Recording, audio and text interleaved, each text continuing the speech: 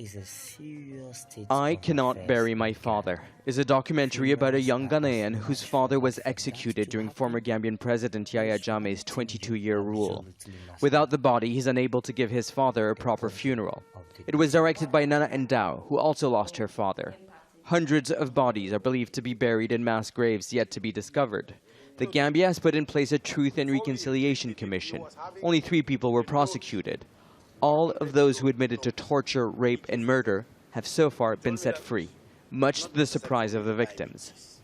They've been made to feel unreasonable when they're asking for justice. We're talking about crimes against humanity.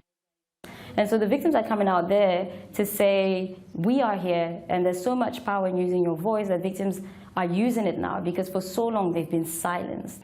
Human rights organizations say Yayha Jammeh and his security forces tortured, raped and killed dissidents. Some were even reportedly fed to his pet crocodiles.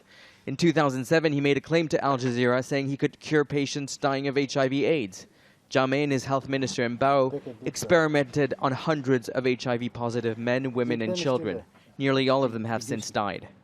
Take a deep breath. The pain is still there. It's reducing.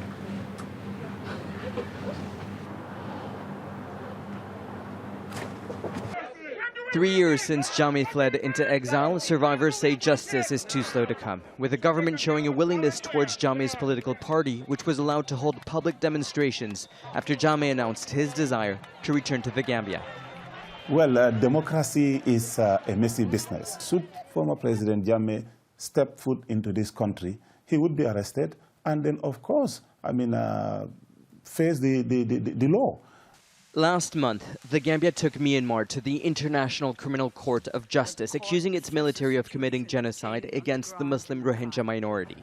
But the crimes committed by Gambian security services during the previous government against its own people are still not being prosecuted. Worse, some perpetrators are still in charge of security and are close allies of President Adama Barrow. For those who have survived, there's a sense that the process of justice is being intentionally obstructed. I feel guilty. I always ask myself, did I do enough?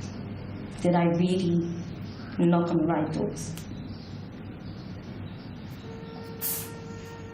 Yeah.